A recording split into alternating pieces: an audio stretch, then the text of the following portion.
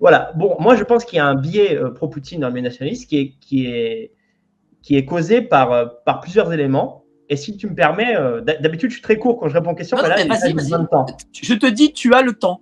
Tu as le temps et je ne te coupe pas. Ah, bah, c'est parfait, Royal, je te remercie, Mike.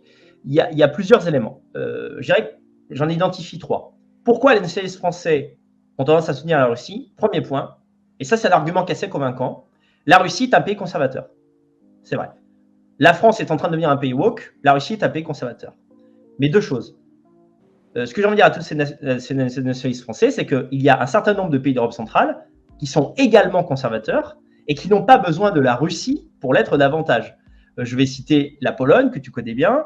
Je vais citer la Roumanie, dans lequel je vis. Mais qu'aucun Français aujourd'hui n'aime, hein, ça je peux te le dire. Oui, non, mais qu'on n'aime pas les Polacs pour leur tronche ou j'en sais rien pour leur culture, c'est une chose, mais qu'on ne me dise pas que la Russie est le dernier pays blanc conservateur. Ce n'est pas vrai, ce n'est tout simplement pas vrai. Et je pense que Poutine, parce qu'il a un charisme énorme, fait oublier tous les pays autour qui sont des pays conservateurs, dans lesquels même, certains, dans la plupart, il n'y a pas le mariage gay, dans la plupart le premier pays où il y a eu le mariage gay, c'est la Slovénie.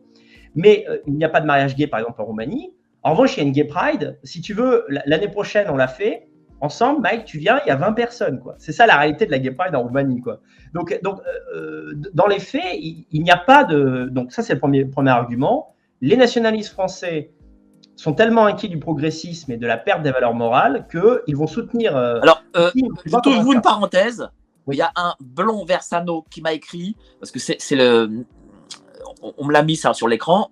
De ce que j'ai pu observer, les souverainistes seraient plutôt pro-Russie, tandis que les identitaires ou nationalistes radicaux type Ouest casual sont plutôt pro-Ukraine. Voilà, oui. Un commentaire.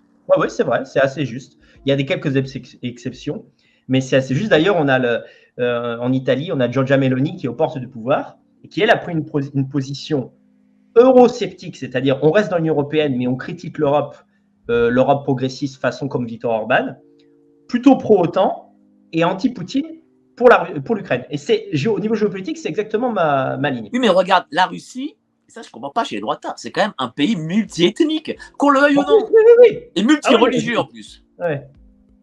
C'est vrai. Non, mais ça, c'est même un argument, tu vois, je ne l'avais même pas inclus dans les 3, mais effectivement, on peut le dire. En plus, c'est un empire multi-ethnique à petite dominante slave, et c'est en train de changer, les propositions sont en train de changer, qui attaquent des pays, il faut bien comprendre, qui sont intacts. Moi, je connais l'Ukraine, je connais la Roumanie, je connais la Hongrie, je connais la Pologne, je connais les pays baltes. Ce sont des pays qui sont ethniquement blancs à presque 100%. Donc voilà. Mais pour reprendre sur la Russie, il y a autre chose aussi. Donc il y a là, le deuxième argument, pourquoi les nationalistes français sont pro-russes, c'est parce qu'ils fantasment une purification. Et là, je vais m'expliquer. Et ça me donnera lieu d'ailleurs de parler de mon passé. Dans le passé, j'ai été convaincu par les idées… en fait, je me suis cru néo-nazi.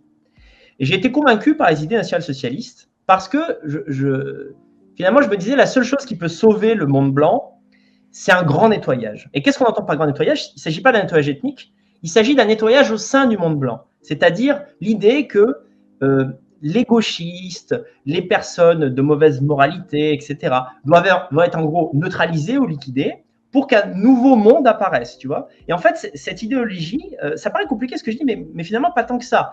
Ça fait 100 ans que les nationalistes étant dans la défaite en Europe de l'Ouest, ils rêvent en fait un grand nettoyage. Voilà, c'est-à-dire qu'ils rêvent que les élites soient massacrées, ils rêvent que les journalistes soient pendus à des réverbères et tout ci et tout ça. Et comme, évidemment, ils ne peuvent pas le faire eux-mêmes parce que c'est dehors du fantasme, ils rêvent toujours qu'une puissance étrangère le fasse à leur place. Donc, dans les années 40, c'était l'Allemagne. L'Allemagne, c'est exactement ce vocabulaire. L'Allemagne, elle est purifiée l'Europe. Maintenant, c'est Poutine. En fait, Poutine, c'est The Punisher. Tu sais, le film The Punisher. Pour les nations françaises, c'est The Punisher. Comme on ne peut pas péter la gueule à Macron, Poutine va le faire à notre place. Et simplement, c'est un point important, c'est pour ça que je reste dessus, c'est que en mûrissant et en grandissant intellectuellement, en fait, j'ai réalisé que c'est un fantasme de velléitaire. En réalité, ça ne se passe jamais comme ça, la politique.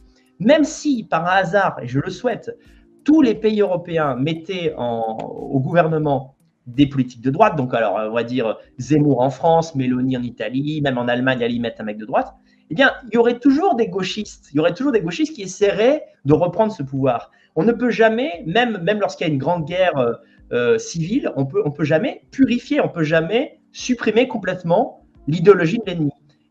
Et donc, vraiment, il y a cette idée que Poutine va faire le ménage. Tu comprends? Et ça, c'est vraiment une fausse idée parce que c'est pas du tout le but de la Russie et parce que de toute façon, c'est pas possible. Voilà. Et le dernier argument, c'est l'argument, je dirais, martial. C'est-à-dire que la gauche a ses biais, a ses obsessions et la droite est obsédée par les armes, par la puissance de feu, etc.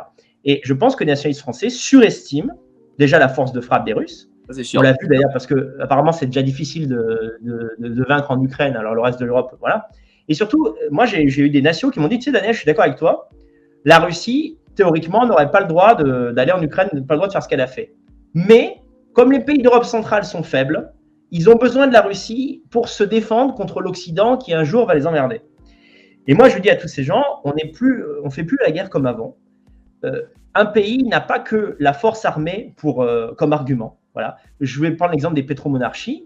Les pétromonarchies, ils n'ont pas la force de frappe de la France. La France, si elle veut, elle peut vitrifier Dubaï, mais elle ne le fera pas pour des raisons économico-diplomatiques, etc. Donc, moi, quand on me dit, si Poutine n'avance pas vers l'Europe centrale, Orban, un jour, va se faire déloger par Biden ou par Macron ou ce qui leur suivra, moi, je leur dis, mais en fait, ça peut déjà arriver. Ces pays-là se défendent avec leurs armes, qui ne sont pas des... Effectivement, l'armée française, l'armée anglaise, l'armée américaine est plus forte que l'armée de Pologne et de Hongrie. Mais aujourd'hui, on n'attaque pas les gens comme ça, sauf quand on s'appelle Poutine.